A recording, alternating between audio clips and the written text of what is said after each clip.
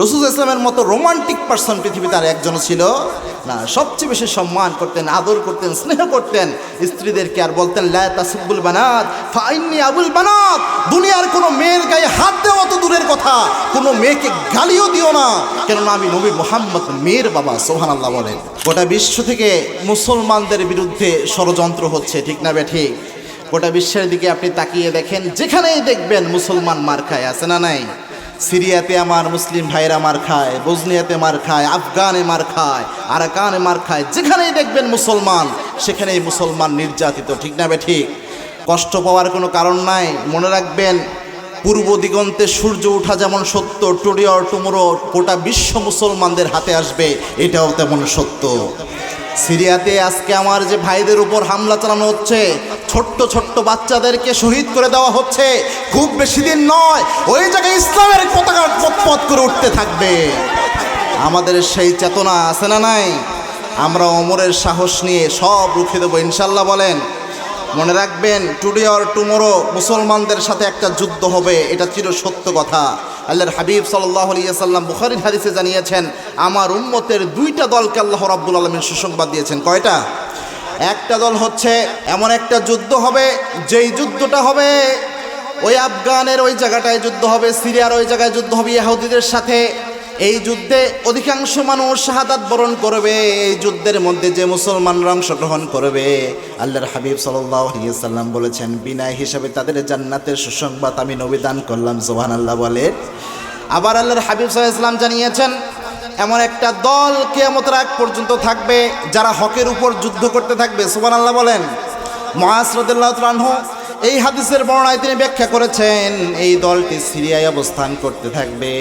সিরিয়ায় ইহুদিরা বিভিন্নভাবে মুসলমানদের উপর যখন আক্রমণ করবে, এই আক্রমণকে রুখে দেওয়ার জন্য যে ইমানদাররা এটার পক্ষে থাকবে, যে ইমানদাররা ইহুদিদের বিপক্ষে দাঁড়াবে, প্রত্যেক ইমানদারদের জন্য জান্নাতের সুসংবাদ। আল্লাহু আকবার। সুতরাং যুদ্ধ বেশি দেরি নয়, ঠিক না বেঠিক? আপনি শুধু সিরিয়া আর আফগান ওগুলা দেখলে হবে না। আমার পাশের দেশের দাদাবাবুরা বিভিন্ন সময় আমাদের নিয়ে হুমকি ধামকি দেয় কি দেয় না বলেন তো? হিন্দুস্তানের সাথে একটা যুদ্ধ হবে, গাজওয়াই হিন্দ হবে, এটা চির সত্য কথা। সুতরাং যে সমস্ত দাদাবাবুরা, হিন্দুস্তানের দালালেরা বিভিন্ন সময় আমাদের হুমকি ধামকি দেয়, আমার দেশ দখল করার জন্য চক্রান্ত করে লাভ নাই। সময় একদিন আসবে হিন্দুস্তান মুসলমানের সম্পদ হবে। রাজি আছো মুসলমান? হাত তুলে আল্লাহকে দেখাও। আল্লাহ কবুল করুন, আমরা পড়ি আমিন। তো আমি আপনাদের জন্য আজকে পবিত্র কোরআন কারীমের একটি সূরা নাহলের 89 নম্বর আয়াতকে আমি আপনাদের জন্য বেছে নিয়েছি। বর্তমান প্রেক্ষাপটে মৌলিক 5টা সমস্যা এবং এর সমাধান আমরা এই আয়াতের আলোকে জানার চেষ্টা করব। জোরে বলেন ইনশাআল্লাহ। বর্তমান সময়ে এমন 5টা ক্ষেত্রে সমস্যা রয়েছে, যে সমস্যাগুলোর সমাধান আল্লাহ রাব্বুল আলামিন পবিত্র কোরআনে দিয়ে দিয়েছেন, এবং সব সমস্যার সমাধান দিতে পারে আল কোরআন। পৃথিবীতে অন্য কোনো রিলিজিয়ন, অন্য কোনো ইজম, অন্য কোনো মত পথ কোনো সমস্যার সমাধান দিতে পারে না। একমাত্র আল্লাহ রাব্বুল আলামিনের দেখানোর পথই সব সমস্যার সমাধান দেওয়ার ক্ষমতা রাখে, ঠিক না বেঠিক? আল্লাহ রাব্বুল আলামিন এই আয়াতটা কোন প্রেক্ষাপটে নাজিল করেছেন, আপনি যদি ইন্ডিভিজুয়ালি কয়েকটা তাফসির ঘাটেন, তাফসির ইবনে কাসির সহ অন্যান্য যে তাফসিরগুলো রয়েছে, আপনি এক্স্যাক্টলি কোনো শানে নজুল এটার ব্যাপারে পাবেন না। তবে কয়েকজন তাবিঈ সহ কয়েকজন ইমামগণ কয়েকটা শানে নজুল এটাকে আনার চেষ্টা করেছেন। যেমন ইমাম ইবনে আবু হাতিম রাহিমাহুল্লাহ, তিনি বলেছেন, এই যে সূরা নাহলের 89 নম্বর আয়াত যেটা আল্লাহ রাব্বুল আলামিন দিয়ে দিয়েছেন, এটার অরিজিনাল প্রেক্ষাপটটা এমন ছিল, আল্লাহর হাবিব সাল্লাল্লাহু আলাইহি ওয়াসাল্লাম যখন মক্কায় মদিনায় দাওয়াতি কাজ তার ছড়িয়ে যাচ্ছে আশেপাশে সব জায়গায়, কাফেররা বিষ্ণু ইসলামের বিরুদ্ধে নানাভাবে ষড়যন্ত্র শুরু করলো, এবং আল্লাহর হাবিব সাল্লাল্লাহু আলাইহি ওয়াসাল্লামের ব্যাপারে সব দিক থেকে ষড়যন্ত্র করার পর কোনোভাবেই যখন আল্লাহর হাবিবের সাথে পারল না, ওই সময় কাফের যারা ছিল তারা একটা চক্রান্ত করলো। তারা বলল, মুহাম্মদ যে কথাগুলা বলে একটাও তার আল্লাহর পক্ষ থেকে আসে নাই, প্রত্যেকটা কথা তার বানানো কথা। জোরে বলেন নাউজুবিল্লাহ। এবং কি তারা বলল, মুহাম্মাদের কথাগুলোকে একটু লক্ষ্য করো, মুহাম্মদ যে কথাগুলো বলছে প্রত্যেকটা কথা কিচ্ছা কাহিনী, শুধু প্রত্যেকটা কথাই শুধু ইবাদতের কথা। বর্তমান সময়ের রাজনৈতিক অর্থনৈতিক কোনো কিছু কথা সে বলতে পারে না, কোনো কিছুর সমাধান এই কোরআন দিতে পারে না। নাউজুবিল্লাহ বলেন। আল্লাহ রাব্বুল আলামিন এই কাফেরদের এই চিন্তা ভাবনা, কাফেরদের এই কথা আল্লাহ রাব্বুল আলামিন সহ্য করলেন না। আল্লাহ রাব্বুল আলামিন এই কোরআন কেমন কিতাব, এই কোরআনের মর্যাদা কি, এটা জানানোর জন্য আল্লাহ রাব্বুল আলামিন আয়াত নাজিল করে দিলেন। আল্লাহ রাব্বুল আলামিন বিশ্বনবীর উপর আয়াত নাজিল করলেন, ওয়া নাযালনা আলাইকাল কিতাবা তিবয়ানাল লিকুল্লি শাই। ও নবী, আমি আপনার উপর এমন একটি কিতাব নাজিল করলাম, আপনি কাফেরদেরকে বলে দেন এই কিতাবটা শুধু রাজনৈতিক অর্থনৈতিক সামাজিক কথাই শুধু বলে না, কিয়ামতের এক পর্যন্ত যত সমস্যা এই পৃথিবীতে ঘটবে সব সমস্যার সমাধান এই কোরআন দান করতে পারবে। শুধু তাই নয়, আয়াতের শেষের অংশে আল্লাহ রাব্বুল আলামিন জুড়ে দিলেন, শুধু তাই নয়, ওয়া হুদান ওয়া রাহমাতান ওয়া বুশরা লিল মুসলিমিন। আল্লাহর যে কোরআনটা আল্লাহ রাব্বুল আলামিন নাজিল করলেন, এই কোরআনটা মুসলমান যারা হবে, মুসলিম যারা হবে, তাদের জন্য হবে হেদায়াত, তাদের জন্য হবে রহমত, তাদের জন্য হবে সুসংবাদ। সুবহানাল্লাহ বলেন। তার মানে আল্লাহ ফার্স্ট বললেন যে কোরআনটা সব সমস্যার সমাধান দিতে পারে। This is the problem solving methodology. কোরআন এমন একটা গ্রন্থ, যে কোনো সমস্যার সমাধানে এই কোরআন কথা বলে। সুবহানাল্লাহ বলেন। এই কোরআনটা ওই ব্যক্তিদের জন্য রহমত হবে, এই কোরআনটা ওই ব্যক্তিদের জন্য সুসংবাদ হবে যারা মুসলিম হবে। কি হবে জোরে বলেন। আপনারা বলেন তো ভাই, মুসলিম শব্দের অর্থ কি বলেন তো? হ্যাঁ, ইসলাম মানে কি বলেন? ইসলাম মানে কি? শান্তি। ম্যাক্সিমাম মানুষ ভুল উত্তর দিয়েছে। ইসলাম মানে শান্তি না, সালাম মানে শান্তি। আমরা বলি না আসসালামু আলাইকুম ওয়া রাহমাতুল্লাহ, এটা মানে হচ্ছে শান্তি, কিন্তু ইসলাম মানে শান্তি না। ইসলাম শব্দটি ইফআল এই ওজনে এসেছে, যারা আরবি গ্রামার বোঝেন। ইসলাম মানে হচ্ছে আত্মসমর্পণ করা। কি করা? আত্মসমর্পণ করা, সারেন্ডার করা। যখন পুলিশ কাউকে অ্যারেস্ট করে, সে আত্মসমর্পণ করে না, অনেকে নিজে যেই আত্মসমর্পণ করে। এই আত্মসমর্পণ করার নাম হচ্ছে ইসলাম। আর যে ব্যক্তি আত্মসমর্পণ করে সে ব্যক্তির নাম হচ্ছে মুসলিম। সে ব্যক্তির নাম কি? মুসলিম। আল্লাহ রাব্বুল আলামিন কেন মুসলিম শব্দ চয়ন করলেন? আবার পবিত্র কোরআন যদি আপনি দেখেন, আল্লাহ বলছেন ইয়া আইয়ুহাল্লাযীনা আমানু উদখুলু ফি সিলমি কাফা। ঈমানদারদেরকে ডাক দিয়ে আল্লাহ রাব্বুল আলামিন বলছেন, হে ঈমানদাররা, ও হুদোজ বিলিভার্স, যারা ঈমান এনেছো, উদখুলু ফি সিলমি কাফা, তোমরা পরিপূর্ণভাবে ইসলামে প্রবেশ করো। সুবহানাল্লাহ বলেন। ঈমানদারদেরকে আল্লাহ আবার কেন ইসলামে প্রবেশ করার কথা বলছেন? আবার এখানে মুসলিম শব্দ আল্লাহ কেন চয়ন করলেন? মুসলিম ওই ব্যক্তিকে বলা হয় যে ব্যক্তি আল্লাহর দেওয়া যাবতীয় বিধানের সামনে, নবীর দেওয়া যাবতীয় পথ এবং তরিকার সামনে নিজের সমস্ত ইচ্ছা, নিজের সমস্ত আকাঙ্ক্ষা সব কিছুকে কোরবানি করে দিয়ে আল্লাহর দরবারে একচ্ছত্রভাবে সারেন্ডার করে, আত্মসমর্পণ করে, ওই ব্যক্তির নাম হচ্ছে মুসলিম। আপনি যখন ইসলাম গ্রহণ করলেন, আপনি যখন নিজেকে মুসলিম দাবি করলেন, আপনার কোনো পরিবার নীতি থাকতে পারবে না, একমাত্র থাকবে কারটা? চিল্লায় বলেন তো। আপনার কোনো সমাজ নীতি থাকতে পারবে না, একমাত্র থাকবে কারটা? রসুলের পিছনে একজন এমন লোক ছিল যে ব্যক্তি কিছু অংশ রাসূল সাল্লাল্লাহু আলাইহি ওয়াসাল্লামের মানত আর কিছু অংশ মানত না। এই ব্যক্তির ঘটনাটা বলেই আমি যে 5টা মৌলিক সমস্যা ওইদিকে ঢুকে যাবো ইনশাআল্লাহ। রাসূল সাল্লাল্লাহু আলাইহি ওয়াসাল্লামের পিছনে একজন লোক ছিল, তার নাম ছিল আব্দুল্লাহ বিন উবাই বিন সুলুল। তিনি পরিপূর্ণ মুসলিম ছিলেন না। এর প্রমাণ কি? নামাজ পড়তেন, সালাত আদায় করতেন। ওই ব্যক্তি রসুলের পিছনে 5 ওয়াক্ত বা জামাত সালাত আদায় করত। আল্লাহর হাবিব সাল্লাল্লাহু আলাইহি ওয়াসাল্লাম যখন রমজানের রোজার পরে ইফতারি করতেন, ওই ব্যক্তি সব সময় বিশ্বনবীর সাথে ইফতারি করত। আল্লাহর হাবিবের সাথে ওই ব্যক্তি হজ করেছেন। আল্লাহর হাবিব সাল্লাল্লাহু আলাইহি ওয়াসাল্লাম বিভিন্ন জায়গায় যখন যেতেন, এই আব্দুল্লাহ বিন উবাই বিন সুলুল বিশ্বনবীর সাথে যেতেন, রাসূলুল্লাহ ইসলামের রাস্তা পরিষ্কার করতেন। এই লোক কোথাও যখন আল্লাহর হাবিব সাল্লাল্লাহু আলাইহি ওয়াসাল্লাম বক্তব্য দিতেন, প্রথমে বিশ্বনবী সাল্লাল্লাহু আলাইহি ওয়াসাল্লামের নাম ঘোষণা করতেন। এই লোক যখন মারা যায়, আল্লাহর হাবিব সাল্লাল্লাহু আলাইহি ওয়াসাল্লাম তার জানাজা পড়তে যাবেন। ওমর রাদিয়াল্লাহু তাআলা আনহু বিশ্বনবী সাল্লাল্লাহু আলাইহি ওয়াসাল্লামের জামা টেনে ধরলেন, বললেন, ইয়া রাসূলুল্লাহ, আপনি এই ব্যক্তির জানাজা পড়ায়েন না। এই ব্যক্তি যদিও আপনার সাথে সালাত আদায় করত, আপনার সাথে রোজা রাখত, আপনার সাথে হজ করেছে, সব আপনার সাথে করেছে, কিন্তু রাষ্ট্র ব্যবস্থার ক্ষেত্রে সে আপনার দেওয়া যে রাষ্ট্র ব্যবস্থা এটা মেনে নিতে পারে নাই। আপনাকে নেতা হিসেবে পরিপূর্ণভাবে সে ব্যক্তি মেনে নিতে পারে নাই। পুরোপুরি ইসলামের সব বিধান সে মানে নাই। ইয়া রাসূলুল্লাহ, এই ব্যক্তির জানাজা আপনি পড়েন না। আল্লাহর হাবিব সাল্লাল্লাহু আলাইহি ওয়াসাল্লাম ওমর রাদিয়াল্লাহু আনহুকে বললেন, আখতারনি আল্লাহ, আমার আল্লাহ আমাকে ইখতিয়ার দিয়েছেন ওমর, এখনো তো নিষেধ করেন নাই, আমি এই ব্যক্তির জানাজা পড়ব। কেননা আল্লাহর হাবিব চাইলেন একটা ব্যক্তিকে যদি রাসূলের দোয়ার বরকতে আল্লাহ মাফ করে দেয় তাহলে এটাও সুসংবাদ, ঠিক না ঠিক? আমার নবী তো রহমতের নবী ছিলেন, মায়ার নবী ছিলেন। আল্লাহর হাবিব চিন্তা করলেন, আরে লোকটা কালেমা পড়ছে মুখে মুখে, যদিও অন্তরে মুনাফিকি ছিল, আমি যদি তার জন্য জানাজার নামাজটা পড়ি, আল্লাহ যদি তাকে মাফ করে দেয়, এটাও তো একটা সুসংবাদের বিষয়। এই জন্য রাসূল সাল্লাল্লাহু আলাইহি ওয়াসাল্লাম তার জানাজায় হাজির হলেন। তাফসিরের কিতাবগুলোতে বিভিন্নভাবে বর্ণনা রয়েছে, অনেকগুলো ভিত্তিহীন বর্ণনা রয়েছে, অনেকগুলো মাশহুর বর্ণনা রয়েছে। আমি তারগীবের জন্য, উৎসাহের জন্য সবচেয়ে প্রসিদ্ধ বর্ণনাটাই বলছি আপনাদের সামনে। আল্লাহর হাবিব সাল্লাল্লাহু আলাইহি ওয়াসাল্লাম ওই ব্যক্তির জন্য লম্বা জানাজা পড়লেন। এত লম্বা জানাজা সব সময় আল্লাহর হাবিব সাল্লাল্লাহু আলাইহি ওয়াসাল্লাম পড়েন না। নিজের জুব্বাটা দিলেন আল্লাহর হাবিব সাল্লাল্লাহু আলাইহি ওয়াসাল্লাম, ওই ব্যক্তির কাফনের জন্য নিজের মুখে লালা দিলেন তার মুখে। আল্লাহ রাব্বুল আলামিন জিবরিল আমিনকে পাঠিয়ে দিয়ে বললেন, ও নবী, একবার নয় দুইবার নয়, ইন তাস্তাগফির লাহুম ৭০ মাররা, এই ব্যক্তির জন্য যদি আপনি ৭০ বার আমি আল্লাহর কাছে মাফ চান, তবু আমি আল্লাহ রাব্বুল আলামিন এই ব্যক্তিরে মাফ করব না। কেননা এই ব্যক্তি আপনার পিছনে নামাজ পড়তো, রোজা রাখতো, হজ করতো, যাকাত দিত, সব আপনার সাথে করতো, কিন্তু নেতা মানার ক্ষেত্রে আপনাকে নেতা মানতো না, আইন মানার ক্ষেত্রে কোরআনের আইন মানতো না। নাউজুবিল্লাহ বলেন।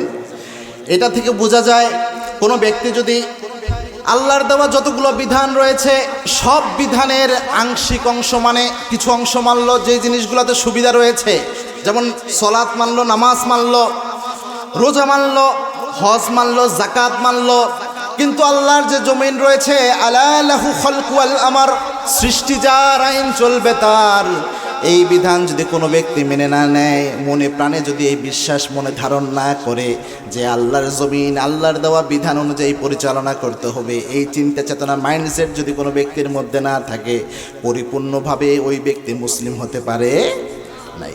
কেননা আল্লাহর জমিন আল্লাহর বিধান অনুযায়ী চলবে, এটা কি আমাদের হুজুরদের কথা না, আল্লাহর কথা।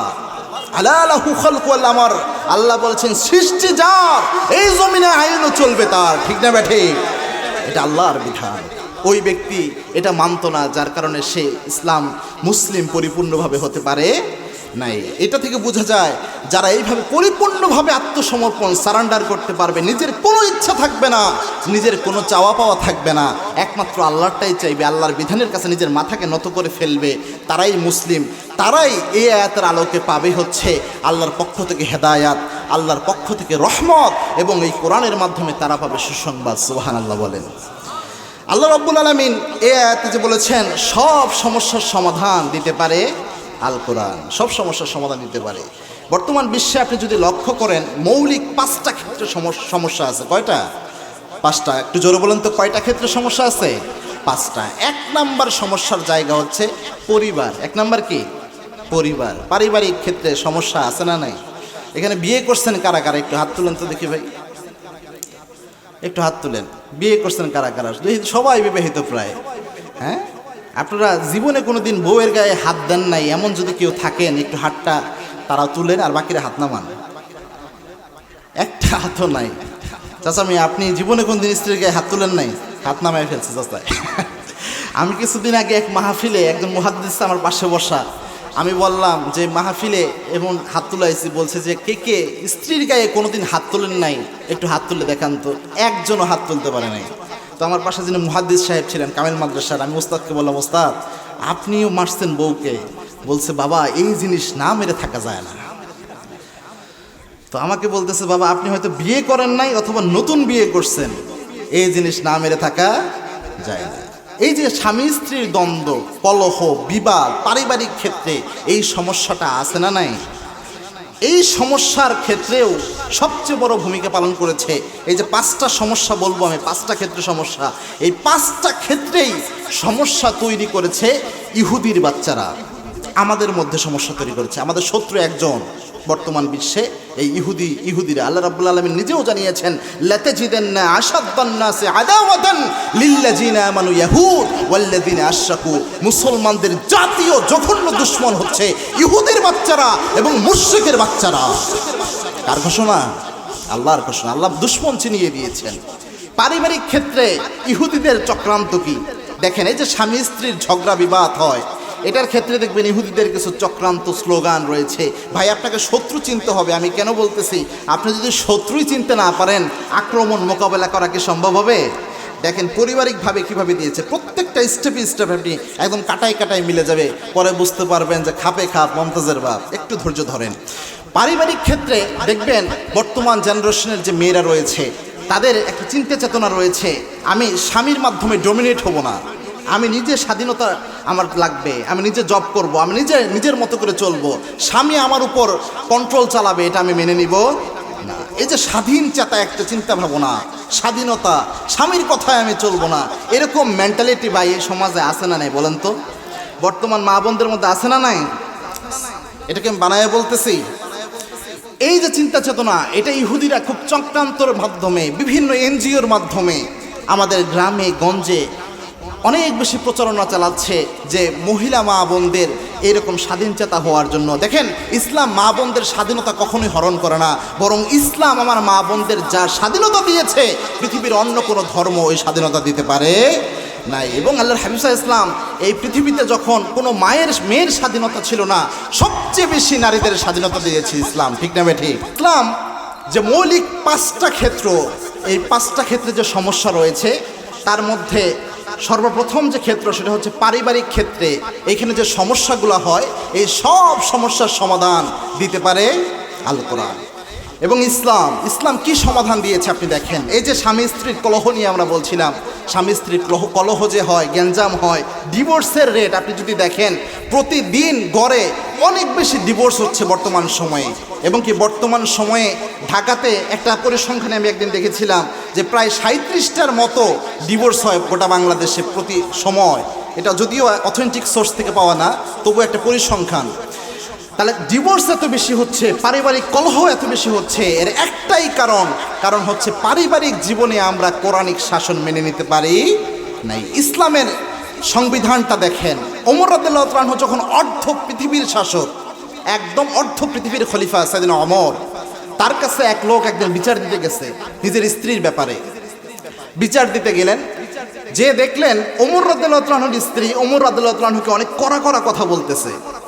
ওই লোক চিন্তা করলো, খলিফাকে আমি বিচার দিতে আসলাম আমার স্ত্রীর ব্যাপারে, এখন দেখি খলিফার স্ত্রী নিজেও অনেক কড়া কথা বলে, কিন্তু খলিফা চুপচাপ বসে আছে, আমার তো বিচার দরকার নাই। ওই লোক চলে যাচ্ছে। সাইয়েদনা ওমর রাদিয়াল্লাহু তাআলা আনহু ওই লোককে বললেন, ভাই আপনি আমার কাছে এসেছিলেন, আবার চলে যাচ্ছেন কেন? ওই লোক বলছেন, ওমর আমি যেই কাজে এসেছিলাম আমার কাজ হয়ে গিয়েছে, আমার আর দরকার নাই। সাইয়েদনা ওমর তাকে মসজিদে নববীতে নিয়ে যেয়ে বসালেন, বসিয়ে বললেন, ভাই আপনি কেন এসেছিলেন এটা একটু আমাকে বলেন। ওই লোক বলছেন, খলিফা আমি এসেছিলাম, আমার স্ত্রী আমার সাথে খুব রাগারাগি করে, খুব বদমেজাজি স্বভাবের, আমি এসেছিলাম আপনার কাছে একটু বিচার দিব, আপনি একটু বিচার করে দিবেন। এসে দেখি আপনার বউ আপনাকে যে কড়া ভাষায় কথা বলতেছে আর আপনি চুপচাপ রয়েছেন, আপনার বউয়ের চেয়ে আমার বউ অনেক ভালো আছে। সাইয়েদনা ওমর রাদিয়াল্লাহু তাআলা আনহু তাকে সুন্দরভাবে বসালেন, বসিয়ে বললেন, ভাই আমি যে ঘরটাতে থাকি এই ঘরটা কার? ওই লোক বলছেন, ওমর আপনার। বলছে, আমার যে সন্তানগুলো রয়েছে সন্তানের দায়িত্ব কার?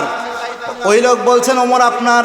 আমার যে কাপড় চোপড়গুলো রয়েছে কাপড় চোপড়গুলো ধোয়ার দায়িত্ব কার? ওই লোক বলছেন, ওমর আপনার।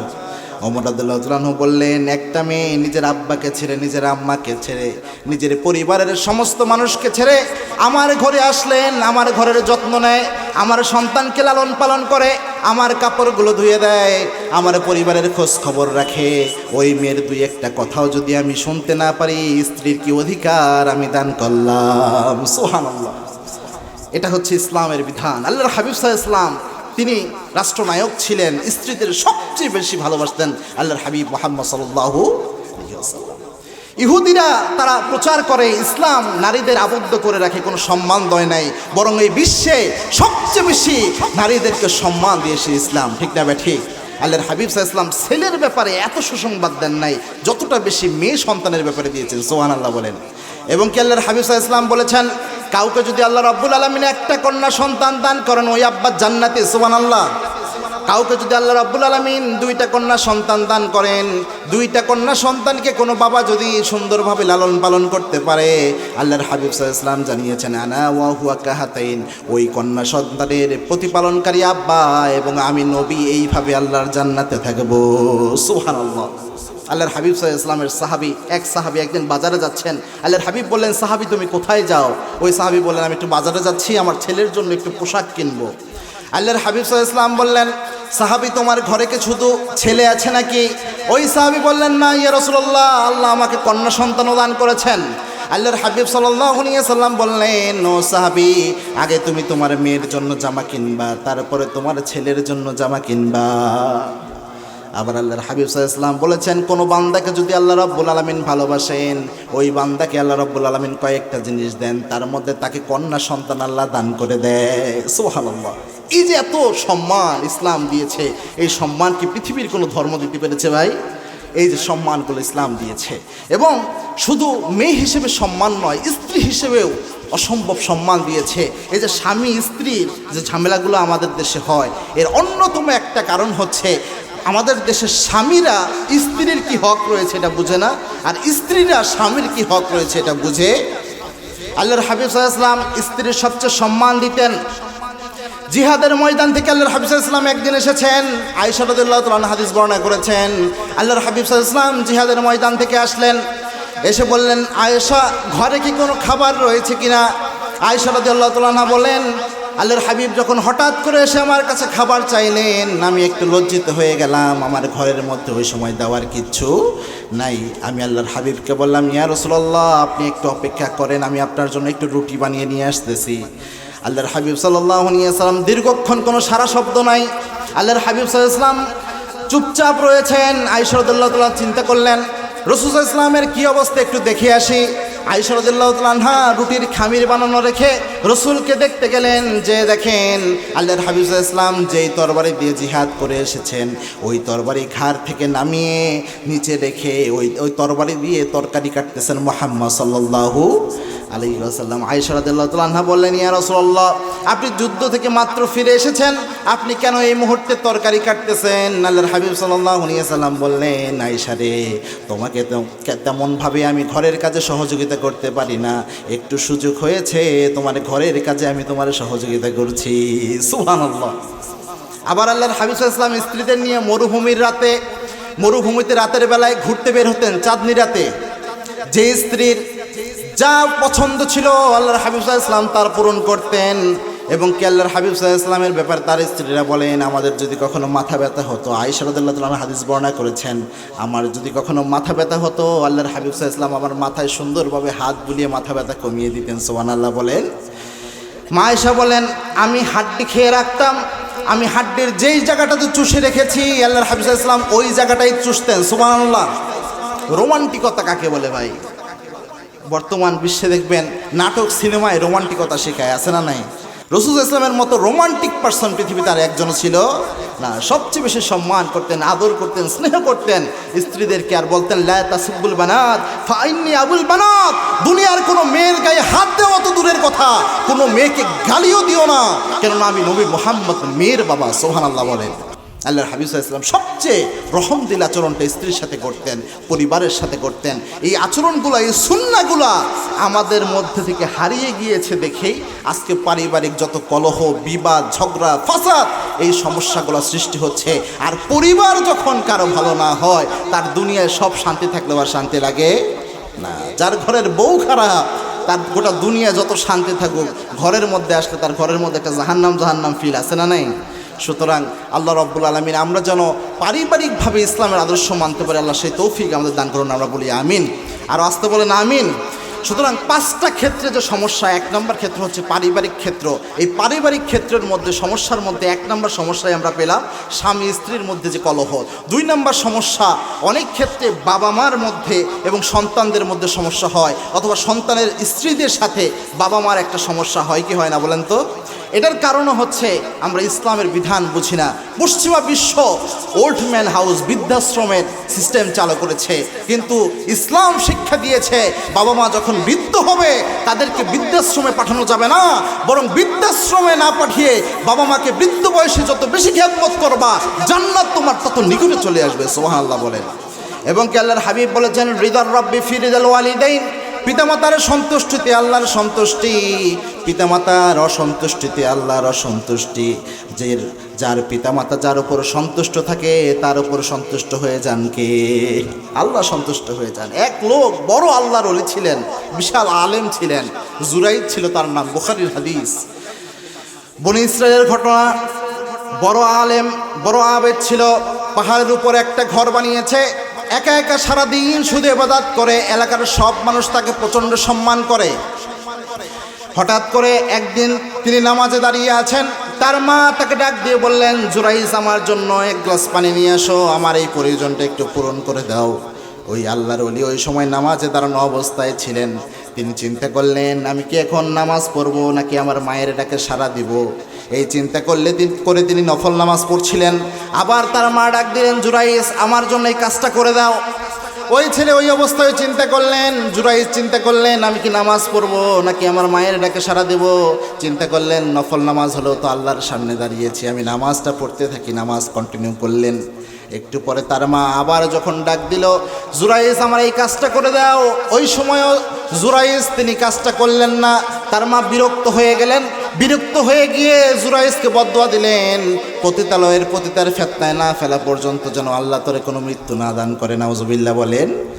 মা যদিও না বুঝে না জেনে রাগ করে বদদুয়া দিয়েছে, কিন্তু বদদুয়া কবুল হয়ে গিয়েছে কার দরবারে? জোরে বলেন। আল্লাহর হাবিব সাল্লাল্লাহু আলাইহি সাল্লাম বলেছেন, বাইহাকির হাদিস, 3 ব্যক্তির দোয়া করতে দেরি হয়, দোয়া কবুল হতে দেরি হয় না। তার মধ্যে আব্বা এবং আম্মা যদি দোয়া করে, দোয়া করার সাথে সাথে কবুল করে নেয় কে? আর আমার দেশে কিছু বোকা মানুষ রয়েছে, ঘরের মধ্যে আব্বা আম্মা রেখে মাজারে গিয়ে মান্নত করে, আছে না নাই? হ্যাঁ, ঘরের মধ্যে সমুদ্র রাইখা ও কুয়ার কাছে যায় না, ঠোকর পারে, তাও পচা কুয়া, আছে না নাই? মা বাবার কাছে দোয়া নেবেন। ওই জুরাইজকে যখন এই বদদুয়া দিল, বদদুয়া লেগে গিয়েছে। একদিন জুরাইজ তিনি ইবাদত করছিলেন, হঠাৎ করে তার দরজার মধ্যে নখ হলো। জুরাইজ দরজা খুলেই দেখে সুন্দরী রূপসী একজন নারী এসে তাকে বলছে যে, জুরাইজ এখন অন্ধকার রাত, আশেপাশে কেউ নাই, ঝিমঝিম বাতাস বইছে, চলো আমরা খারাপ কাজ করি। জুরাইজ বলল যে, দুনিয়ার কেউ যদি না দেখে, একজন আমাকে দেখছে, চিল্লায় বলেন তো তিনি কে? জুরাইজ বলল, ইন্নী আখাফুল্লাহ, গোটা দুনিয়া আমাকে না দেখুক, আমি এই কাজ করতে পারবো না, আমি আল্লাহকে ভয় পাই, এই কাজ আমি করব না। জুরাইজ ওই মহিলাকে বিদায় করে দিলেন। ওই মহিলা ওইখান থেকে বের হয়ে যে একজন রাখালের সাথে মিলিত হলো। রাখালের সাথে অন্তরঙ্গ মুহূর্ত মিলিত হওয়ার কারণে ওই মহিলার গর্ভে একজন সন্তান আসলো। অনেক লম্বা ঘটনা শর্ট করে বলছি। ওই মহিলা যখন গর্ভবতী হয়ে সন্তান সম্ভব, এটা সবাই এলাকার মানুষ বুঝে ফেললো। এলাকার মানুষ সবাই গিয়ে ওই মহিলারে ধরছে, কিন্তু তোর তো বিয়ে হয় নাই, এই সন্তানের বাবাকে। ওই মহিলা দিশা না পেয়ে ওই সময় বলে দিলেন, ওই যে আপনাদের আল্লাহর ওলি আছে, বিশাল আল্লাহর ওলি বলেন, ওই আল্লাহর ওলি আমার সাথে এই কাজ করেছে, যার কারণে আমার পেটের মধ্যে সন্তান এসেছে। নাউজুবিল্লাহ বলেন। এলাকার সব মানুষ তেলায় বেগুন জ্বলে উঠলো। আরে আরে তো বিশাল আল্লাহর ওলি ভেবে এত সম্মান করতাম, সামাজিকভাবে সবচেয়ে মর্যাদা দিতাম, তুমি আল্লাহর ওলি এই কাজ গোপনে গোপনে করো। সব সমাজের লোকরা যে ওইখানে যে হাজির, এসে বলতেছে, আল্লাহর ওলি তোমাকে মনে করতাম, তুমি এই কাজ করেছো, তুমি বের হয়ে যাও এলাকা থেকে। জুরাইজ চিন্তা করলো, ওই যে আমার মা বদদুয়া দিয়েছিল যে একজন নোংরা নারীর ফিতনায় না ফেলে আল্লাহ যেন তোকে মৃত্যু না দেয়, ওই বদদুয়া কবুল হয়ে গিয়েছে। জুরাইজ তখন বলল যে, আমি 2 রাকাত নামাজ পড়তে চাই। ওই সময় ওই মহিলা সন্তান তার প্রসব হয়ে গিয়েছে। 2 রাকাত নামাজ জুরাইজ পড়ল। 2 রাকাত নামাজ পড়ে জুরাইজ ওই ছোট্ট বাচ্চার কাছে যেয়ে বলল, ও ছোট্ট বাচ্চা, তুমি যদি আল্লাহর হুকুমে এই মহিলার গর্ভে এসে থাকো, তাহলে তুমি বলো তোমার আব্বাকে। 1 বার 2 বার 3 বার যখন বলে, ছোট্ট বাচ্চা সাথে সাথে চিৎকার করে বলল, আমার আব্বা এই আল্লাহর ওলি জুরাইজ নয়, ওই যে রাখাল দাঁড়ায় আছে, ওই রাখালই হচ্ছে আমার আব্বা। সুবহানাল্লাহ। এই যে বাবা মার বদদুয়া দেখেন, তিনি কিন্তু নামাজরত অবস্থায় ছিলেন, নফল নামাজ এই অবস্থায় ছিলেন, তাও মা বিরক্ত হয়ে বদদুয়া দেওয়ার কারণে সে ফিতনায় পড়ে গিয়েছে। এজন্য এই যে আব্বা আম্মার হক যে কতটুকু, এটা আমরা বুঝি না, যার কারণে বর্তমান ফিতনা এবং ফাসাদ সৃষ্টি হচ্ছে। মনে রাখবেন, অনেক সময় এমন হতে পারে আপনার আব্বা আম্মার সাথে আপনার স্ত্রীর অনেক সময় মতের পার্থক্য হতে পারে। আপনাকে যদি এসে আপনার স্ত্রী বিচার দেয় যে হ্যাঁ তোমার মা তো আমাকে এই কাজটা করলো, এই কথাটা বললো, আম্মা আমাকে এটা বললো, আপনি যদি সাথে সাথে সিনেমার হিরোর মতো হয়ে যান যে হ্যাঁ মা এই কথাটা বলছে, মানে আপনি যে মাকে একটা প্রশ্ন করে বসলেন, মা তুমি এই কথাটা কেন বললা, মা চিন্তা করবে হায় রে 10 মাস 10 দিন পেটে ধারণ করলাম, 2 বছর দুধ পান করালাম, তিলে তিলে 20-25টা বছর মানুষ করলাম, আজকে 2 দিন ধরে তার বউ আসছে আমার বিচার করতে আসছে, আছে না নেই? আবার মায়া একটা কথা বললো আপনার ওয়াইফের ব্যাপারে, সাথে সাথে আপনি অ্যাকশনে চলে গেলেন, তুই আমার মাকে এমন কথা বললি, সাথে সাথে আপনি ডিভোর্স দিয়ে বসে রইলেন। এই একটা স্ট্যান্ডও সঠিক সিস্টেম না। যখন আপনার মা এবং ওয়াইফের মধ্যে যদি সমস্যা হয়, সুন্নতি তরিকায় আপনি ঠান্ডা মাথায় শুনে সবচেয়ে নম্রভাবে 2 পক্ষের সমঝোতা করার চেষ্টা করেন। যেইভাবে সমঝোতা করা যায় যদি করতে পারেন, তাহলেই আপনার পারিবারিক শান্তি একজন দান করবেন, চিল্লায় বলেন তিনি কে? আল্লাহ। এই জন্য আব্বা আম্মার হক বুঝবেন, বাবা মা সন্তানের হক বুঝতে হবে, সন্তানরাও বাবা মার হক বুঝতে হবে। অনেক আব্বা আম্মাকে বর্তমান সমাজের ছেলে মেয়েরা ভালোভাবে নেয় না, বা ভালোভাবে প্রতিপালন করে না, বা ভালোভাবে খোঁজখবর রাখে না। এর আরেকটা কারণ ওই আব্বা আম্মা নিজেই, কেননা ওই আব্বা আম্মা ছোট্টবেলায় সঠিক ইসলামের জ্ঞান ওই সন্তানকে দান করতে পারে নাই। ওমর রাদিয়াল্লাহু আনহুর খেলাফতকালে একবার এক লোক যে ওমর রাদিয়াল্লাহু আনহুকে বিচার দিলেন, ইয়া খলিফাতুল মুসলিমিন, আমার সন্তান আমার কোনো খোঁজ খবর রাখে না, আমাকে দেখভাল করে না, আমার খরচ দেয় না, আপনি একটা বিচারের করতে হবে। ওমর রাদিয়াল্লাহু আনহু তিনি চিন্তা করলেন কি বিচার করা যায়। ইসলামী রাষ্ট্র ব্যবস্থার সিস্টেম হলো এক পক্ষের সাথে কাছে শুনে কোনো রায় দেওয়া হয়, এক পক্ষের মত নিয়ে কোনো রায় দেওয়া হয় না। বিগত আমলে যতজনের ফাঁসি দেওয়া হয়েছে সব একপাক্ষিক সিদ্ধান্তের উপর ফাঁসি দেওয়া হয়েছে, ঠিক না বেটি? আপনার যতজনকে ফাঁসি দেওয়া হয়েছে, আব্দুল কাদের মোল্লা, মুজাহিদ, তারপরে সালাউদ্দিন কাদের চৌধুরী সহ যত বিএমপি এবং জামাত ইসলামের নেতাকর্মীকে ফাঁসি দেওয়া হয়েছে, সবগুলো মিথ্যা সাক্ষ্যের মাধ্যমে একপাক্ষিক বিচারের মাধ্যমে ফয়সালা করা হয়েছে, ঠিক না বেটি? ইসলামী রাষ্ট্র ব্যবস্থার সিস্টেম হচ্ছে এক পক্ষ বলল আর আপনি রায় দিয়ে দিলেন, এটা কখনো ইসলামের সিস্টেম নয়। ওমর রাদিয়াল্লাহু আনহু তার ছেলেকেও ডাকলেন, বাবাকেও ডাকলেন, ছেলেকেও ডাকলেন, 2 জন একসাথে হাজির। সাইয়েদনা ওমর রাদিয়াল্লাহু আনহু ছেলেকে জিজ্ঞেস করলেন, ছেলে তোমার তো দায়িত্ব তোমার বৃদ্ধ বাবা মার খোঁজ খবর রাখার, কেন তুমি রাখো না? সাইয়েদনা ওমর রাদিয়াল্লাহু আনহুকে ওই ছেলে বললেন, ইয়া খলিফাতুল মুসলিমিন, একজন বাবার কি কি দায়িত্ব রয়েছে ছেলের উপর? ওমর রাদিয়াল্লাহু আনহু বললেন, 3টা দায়িত্ব অবশ্যই পালন করতে হবে। তার মধ্যে 1 নাম্বার দায়িত্ব হলো সন্তান যখন জন্মগ্রহণ করবে, সন্তান জন্মগ্রহণ করার সাথে সাথে আইয়ুহসিনা ইসমা, সুন্দর একটা নাম সন্তানের জন্য রাখতে হবে, ঠিক না ভাই? ঠিক। সন্তান জন্ম নিলেই সুন্দর নাম রাখা, এটা কার সিস্টেম? আল্লাহর সিস্টেম। ওই ছেলে তখন বলল, আমার আব্বা আমার যে নাম রেখেছে, নাম হচ্ছে খানফাসা, মানে হচ্ছে চামচিকা। এটার কোনো অর্থ আছে? বলছে 1 নাম্বার দায়িত্ব, আমার আব্বা এটা ভুল কাজ করেছে। 2 নাম্বার কি কাজ করতে হবে? বলছে একজন নেককার মায়ের ব্যবস্থা করতে হবে, ওই সন্তান যার গর্ভে আসবে এরকম একজন নেককার মা দেখে ওই বাবাকে বিয়ে করতে হবে। বলছে আমার মা হচ্ছে একজন নর্তকী, সে বিভিন্ন জায়গায় গান বাজনা করতো, ওই জায়গা থেকে আমার আব্বা ধরে নিয়ে এসে আমার মাকে বিয়ে করেছে। আমার মার মধ্যে কোনো আদব, আখলাক, লেহাজ কোনো কিচ্ছু নাই, কোনো ডিসিপ্লিন নাই, তার কোনো সুন্দর যে লাইফস্টাইল থাকবে এটাও নাই। আমার মা বুঝেই না কিভাবে সন্তান মানুষ করতে হয়। আমার মায়ের কাছে আমি কখনো কিচ্ছু শিখতে পারি না। 3 নাম্বার কি কাজ? 3 নাম্বার হচ্ছে তার সন্তানকে দ্বীনের শিক্ষা দিতে হবে, ইসলামের শিক্ষা দিতে হবে। কেননা কোনো আব্বা যদি তার সন্তানকে আল্লাহকে না চিনায়, যে সন্তান আল্লাহকে চিনে না ওই সন্তান বাপ মাকেও চিনবে না।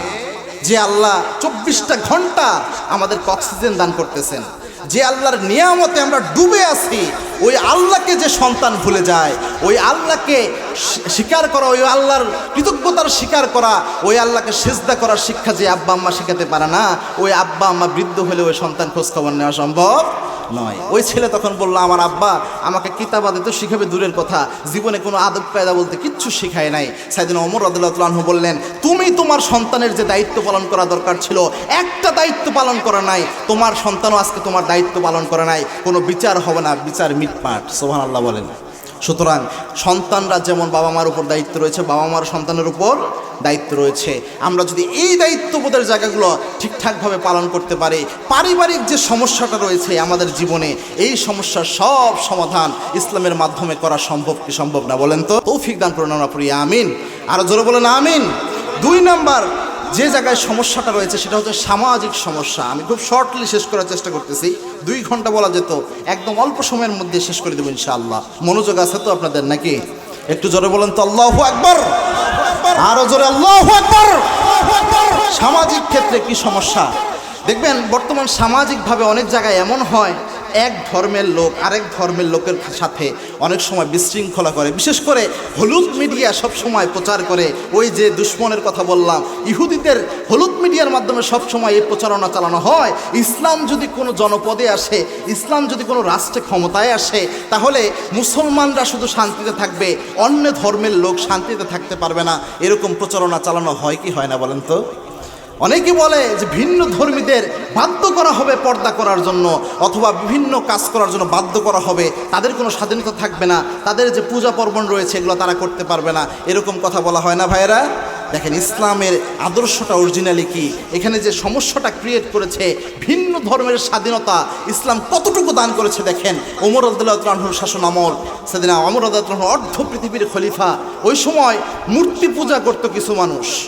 মূর্তি পূজা করা অবস্থায় একদিন মূর্তি পূজকদের যিনি ঠাকুর রয়েছেন তিনি এসে সাইয়েদনা ওমর রাদিয়াল্লাহু আনহুকে বললেন যে আমাদের মূর্তির নাকটা যেন কে ভেঙে নিয়ে চলে গিয়েছে, নাউজুবিল্লাহ বলেন।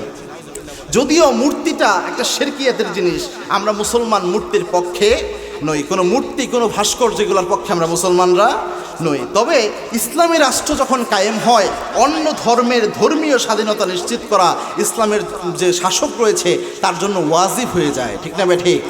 যখন এটা বিচার আসলো সাইয়েদনা ওমর রাদিয়াল্লাহু আনহুর কাছে, সাইয়েদনা ওমর রাদিয়াল্লাহু আনহু বললেন যে ভাই আপনি খুঁজে দেখেন, আপনার কাউকে সন্দেহ হলে আমার কাছে নিয়ে আসেন, আমি বিচারটা করে দেই। ওই ব্যক্তি খুঁজলো, অনেক দিন যাবৎ খুঁজলো, খুঁজে ওই ব্যক্তি পেল না। আবার এসে সাইয়েদনা ওমর রাদিয়াল্লাহু আনহুকে বললেন, ওমর আপনি এই রাষ্ট্রের খলিফা, অর্ধ পৃথিবীর শাসক, আপনি যদিও মুসলমান, আমরা যদিও বিধর্মী, আমাদের স্বাধীনতা নিশ্চিত করার দায়িত্ব আপনার।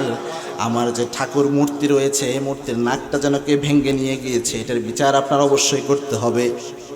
সাইয়েদনা ওমর রাদিয়াল্লাহু আনহু বললেন আপনি কি খুঁজেছেন? বলছে হ্যাঁ খুঁজেছি। কাউকে পান নাই? বলছে না। বলছে যেহেতু আপনি অনেক খুঁজেছেন, আপনি পান নাই, আমিও খোঁজার পরে আমি পাই নাই। যেহেতু আপনার মূর্তির নাক ভেঙে নিয়ে যাওয়া হয়েছে, আমি রাষ্ট্রের প্রেসিডেন্ট, আমার দায়িত্ব ছিল ওটাকে রক্ষা করা। যেহেতু আপনার ধর্মীয় অনুভূতিতে আঘাত এসেছে, আপনার ধর্মীয় স্বাধীনতা খর্ব হয়েছে, আপনার মূর্তির নাকের যে অংশটাকে ভেঙে নিয়ে গিয়েছে, আমি যেহেতু রাষ্ট্রের খলিফা, আমার নাকের ওই অংশটা কেটে নিয়ে আপনার মূর্তির নাকের উপর বসিয়ে দেন। সুবহানাল্লাহ। দেখেন কতটা উদারতার ধর্ম ইসলাম, কতটা উদারতা শিখিয়েছে।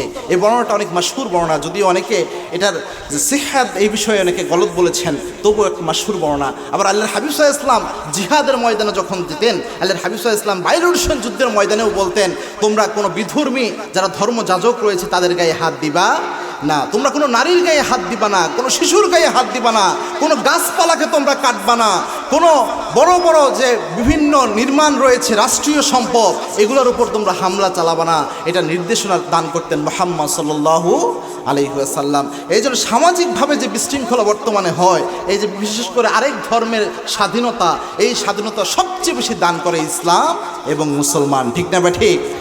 2 নাম্বার, সামাজিকভাবে দেখবেন অন্যায়, অবিচার, জেনা, ব্যভিচার, জুয়া, সুদ, এই জিনিসগুলো আছে না নাই বলেন তো? সামাজিক ক্রাইসিস এগুলা, এই যে জেনা, ব্যভিচার, অবৈধ মেলামেশা, এই জিনিসগুলোর ক্ষেত্রে ইসলাম সবচেয়ে সুন্দর সলিউশন দান করেছে। এবং আল্লাহর হাবিব সাল্লাল্লাহু আলাইহি ওয়াসাল্লাম এই জেনার ব্যাপারে যে শাস্তির বিধান ইসলামের আলোকে দিয়েছেন, এরকম একটা শাস্তি যদি বাস্তবায়ন হয়, কোনো ব্যক্তি আর ধর্ষণ করার সাহস খুঁজে পাবে না। প্রায় সময়ই দেখবেন ধর্ষণ হয়, বিশেষ করে যে পশ্চিমা বিশ্ব যারা আমাদের সবসময় আপডেট হতে শেখায়, আধুনিকতা শেখায়, ওয়েস্টার্ন কালচারগুলো দিয়ে আমাদের মুসলমানদের সংস্কৃতি, মুসলমানদের তাহজিব তামাদ্দুনকে নষ্ট করে মুসলিম যে কালচার অ্যান্ড সিভিলাইজেশন রয়েছে এই সবগুলোকে ধ্বংস করে দিতে চায়। ওই পশ্চিমা বিশ্বে দেখেন প্রতি সেকেন্ডে তাদের দেশে একটা না একটা ধর্ষণ হচ্ছে, ঠিক না ঠিক? কিন্তু ইসলামের সিস্টেম দেখেন, সামাজিক ব্যাধি কীভাবে ইসলাম একদম আটকিয়ে দেয়। সামাজিক ব্যাধি যেগুলো রয়েছে, রাসূলুল্লাহ ইসলামের যুগ, সাহাবা একরামের যুগে কি আইন কায়েম হতো? একজন মহিলা একদিন জেনা করে ফেলেছেন, ওই মহিলার স্বামী বিদেশে ছিল। আপনাদের এলাকায় অনেক মহিলা এমন হয় কিনা যাকে বিয়ে করেই তার স্বামী বিদেশে চলে যায়, 5 বছর 10 বছর কোনো খোঁজখবর নাই, এমন হয় না? এটা অন্য অন্য এলাকায় যেখানে প্রবাসী বেশি এটা হয়, মনে রাখবেন এটা মা বোনদের উপর একটা অন্যতম জুলুম। 4 মাসের বেশি আপনার স্ত্রীর অনুমতি ছাড়া আপনি বাসার বাইরে থাকতে পারবেন না। 4 মাসের পরে আপনি যদি থাকেন অবশ্যই স্ত্রীর অনুমতি প্রয়োজন হবে। ওই মহিলার স্বামী বাহিরে ছিল, বাহিরে থাকার কারণে ওই মহিলা গোপনে নফসের তাড়নায় শয়তানের ধোকায় পড়ে জেনা করে ফেলেছে। মহিলার গর্ভে একটা সন্তান চলে এসেছে। রাসূল সাল্লাল্লাহু আলাইহি ওয়াসাল্লাম তখন রাষ্ট্রের প্রেসিডেন্ট আল্লাহর হাবিব সাল্লাল্লাহু আলাইহি ওয়াসাল্লামের কাছে ওই মহিলা গেলেন, যে বললেন জানাই তুই ইয়া রাসূলুল্লাহ, ইয়া রাসূলুল্লাহ আমি জেনা করে ফেলেছি। আল্লাহর হাবিব সাল্লাল্লাহু আলাইহি ওয়াসাল্লাম এই কথা শোনা মাত্র মুখ ফেরাইয়া নিলেন। আবার ওই মহিলা যে বলছেন জানাই তুই ইয়া রাসূলুল্লাহ, ইয়া রাসূলুল্লাহ আমি জেনা করে ফেলেছি, আল্লাহর হাবিব আবার মুখ ফিরিয়ে নিলেন।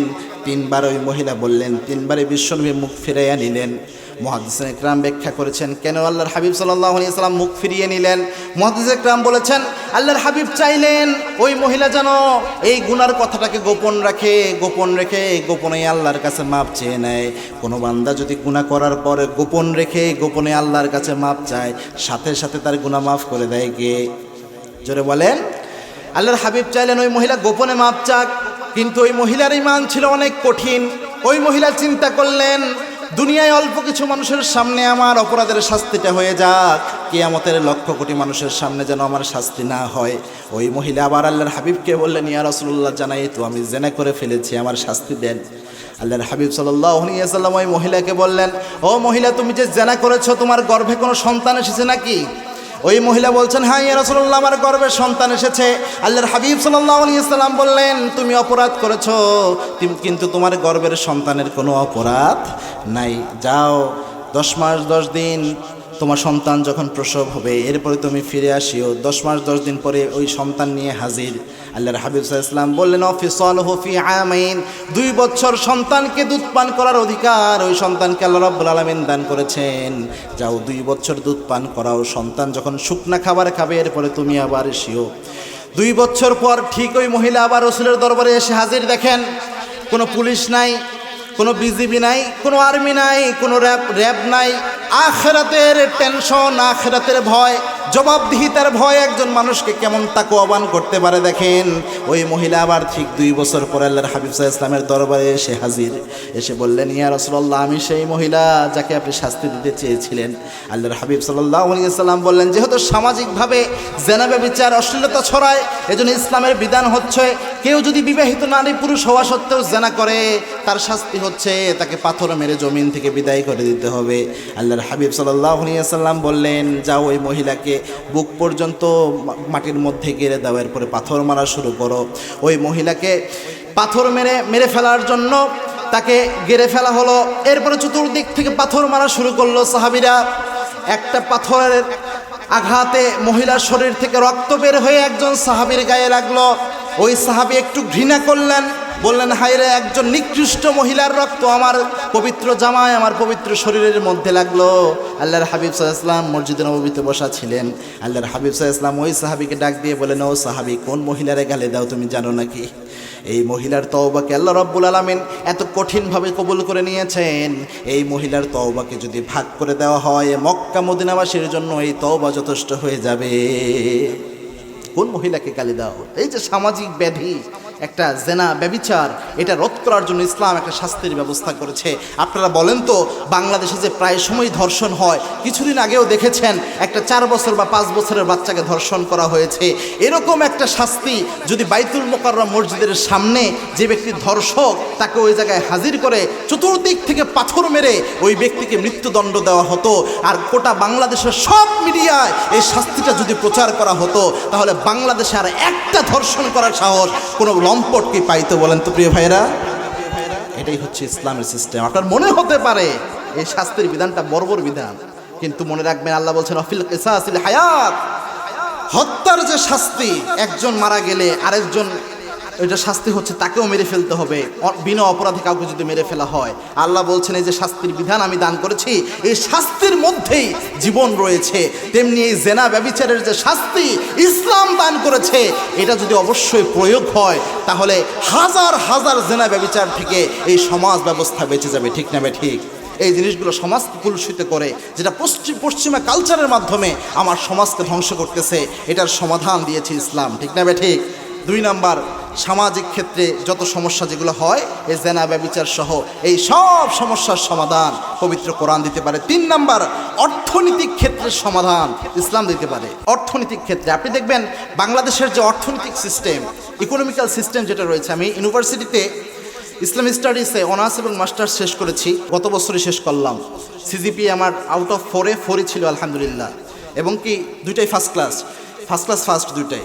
এই অনার্স এবং মাস্টার্সে পড়াকালীন আমার সাবজেক্ট ছিল কিছু ইকোনমিক্সের উপর, এবং অনার্সে এখানে আমি বর্তমানের যে ইকোনমিক্যাল সিস্টেম অর্থাৎ অর্থনৈতিক ব্যবস্থা এটার উপর একটা বিশাল একটা গবেষণা করেছিলাম। এখানে আমি দেখেছি বাংলাদেশে যে অর্থনৈতিক ব্যবস্থা রয়েছে, এই অর্থনৈতিক ব্যবস্থার আলোকে অনেক যারা ধনী মানুষ রয়েছে তারা আরও বেশি ধনী হয়ে যায়, আর যারা গরিব মানুষ রয়েছে তারা আরও বেশি গরিব হয়ে যায়। আর ইসলামী অর্থনীতি ব্যবস্থা হচ্ছে এরকম, ধনী ব্যক্তিকে অনেক বেশি ধনী হতে দিবে না, আর গরিব ব্যক্তিকে একদম গরিব হতে দেবে না।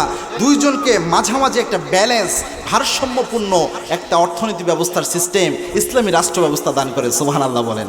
সুতরাং ইসলাম দিয়ে যদি কোনো দেশের অর্থনীতি ব্যবস্থা পরিচালিত হয়, ওই দেশের উপর অবশ্যই আল্লাহর রহমত এবং বরকত আল্লাহ দান করে দেয়, সুবহানাল্লাহ বলেন।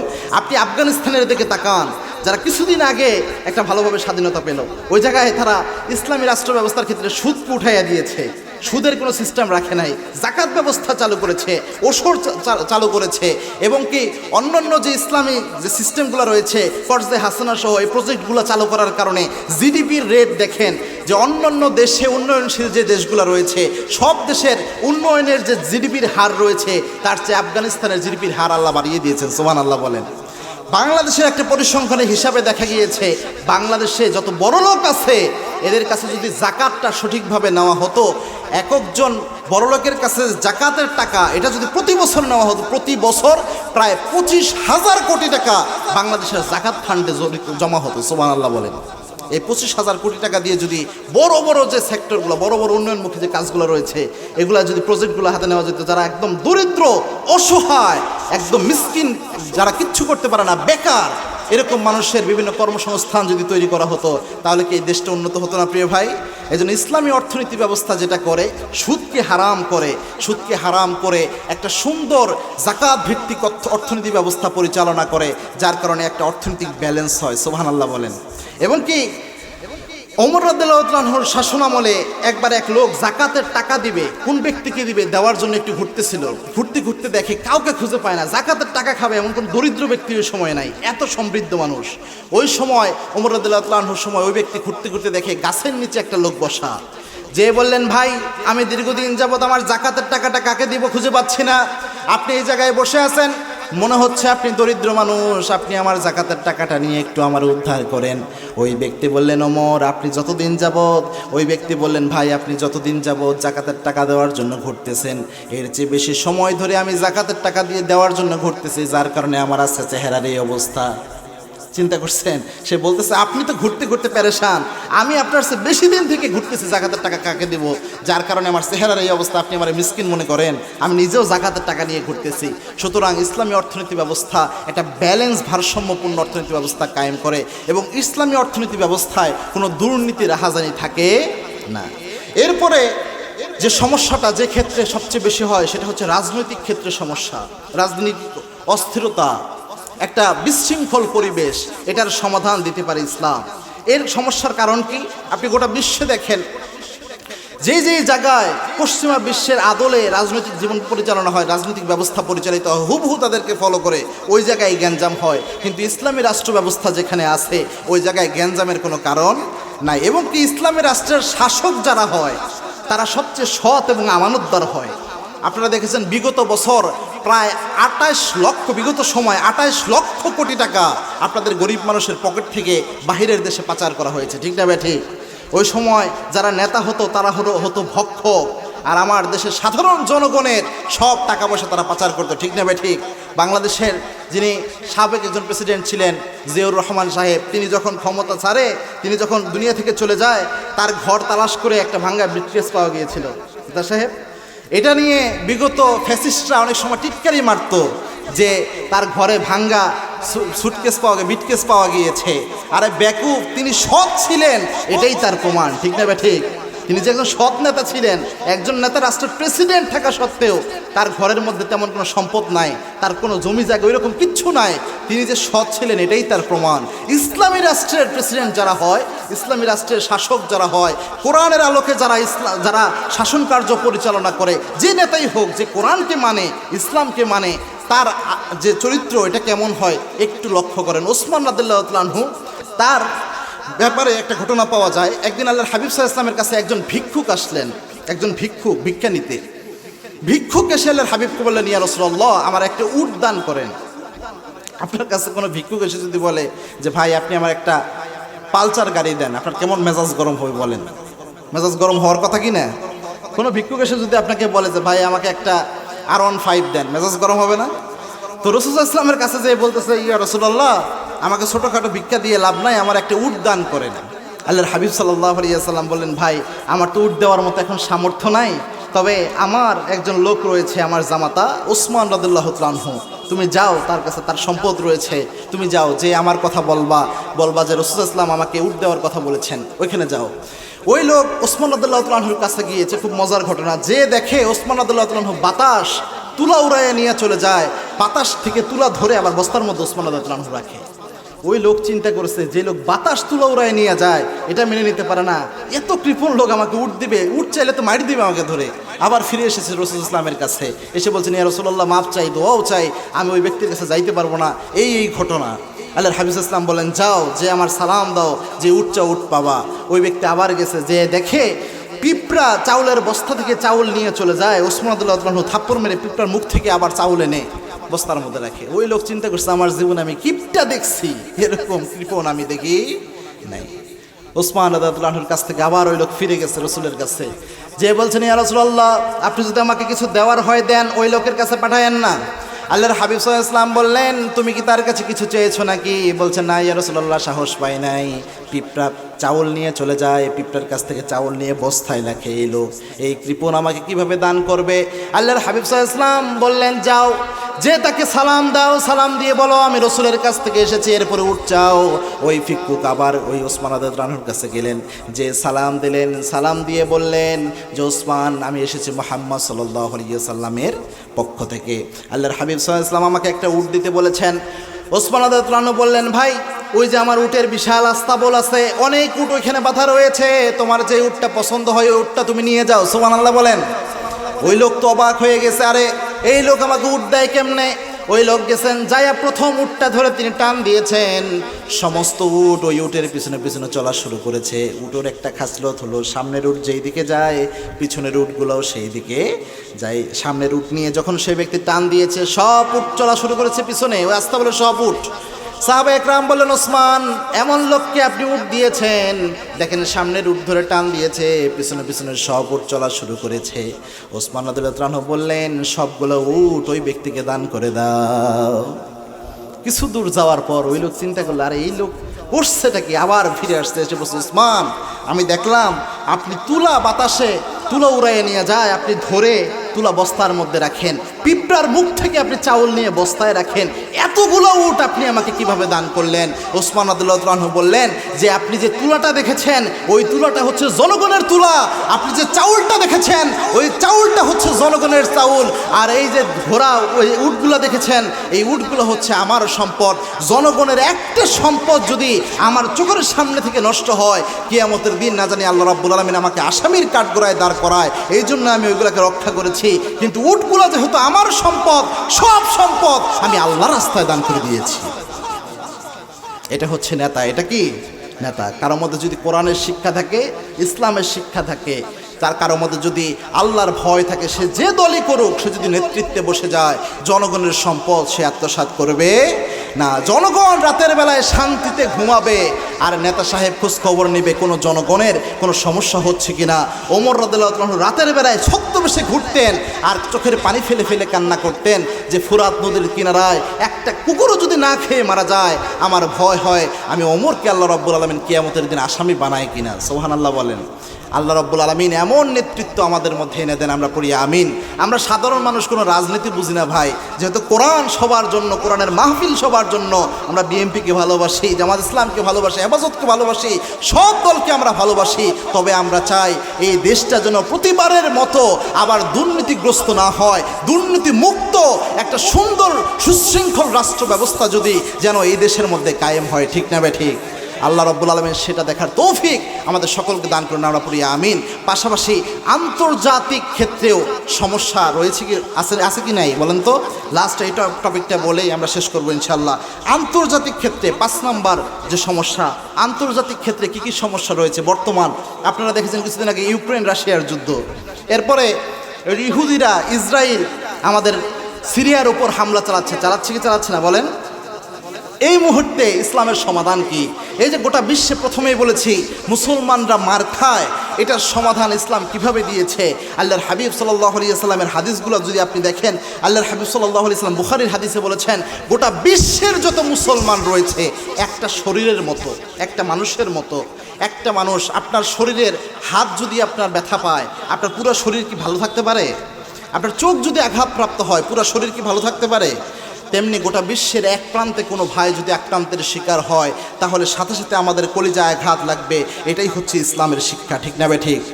গোটা বিশ্বে সে আরাকানে থাকুক, আফগানে থাকুক, বসনিয়ায় থাকুক, সিরিয়ায় থাকুক, যেখানেই মুসলমান মার খাবে সেখানেই আমাদের রক্তক্ষরণ হবে। ঠিক না বে ঠিক?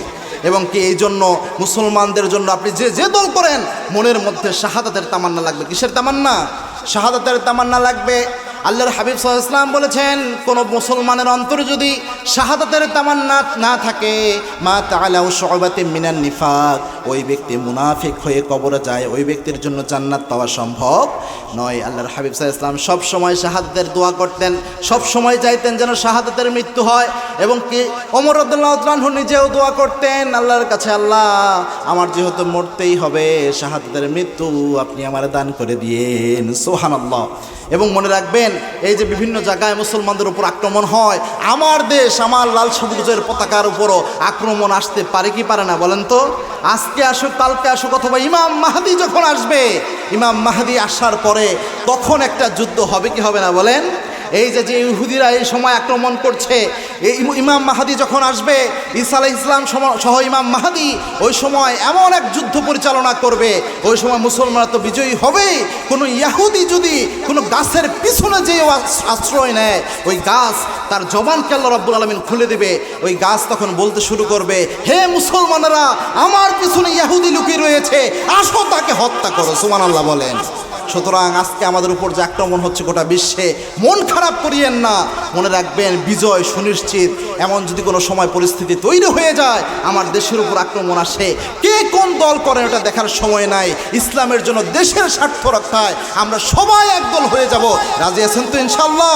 যারা যারা রাজি আছেন হাত তুলে আল্লাহকে দেখান। পাশাপাশি শাহাদাতের ইচ্ছা রাখবেন, সব সময় অন্তরে আশা রাখবেন আল্লাহ যেন মৃত্যুটা শহীদে মৃত্যু দান করে। সবাই বলেন আমিন। মরতেই হবে যখন শহীদি মরণ দিও আমাকে, শাহাদাতে জানি শুধুই জীবন, সে জীবন দিও আমাকে। মরতেই হবে যখন শহীদি মরণ দিও আমাকে, রোগে শোকে মরণ দিও না আমায়, বিপদে মুসিবতে নিও না আমায়, এমন মরণ দিও চোখ বুঝলেই যেন দেখি তোমাকে। মরতেই হবে যখন শহীদি মরণ দিও আমাকে। পড়েন আমিন। আল্লাহ রাব্বুল আলামিন আমাদের প্রত্যেককে শাহাদাতের মৃত্যু দান করুন। আমরা সবাই পড়ি আমিন।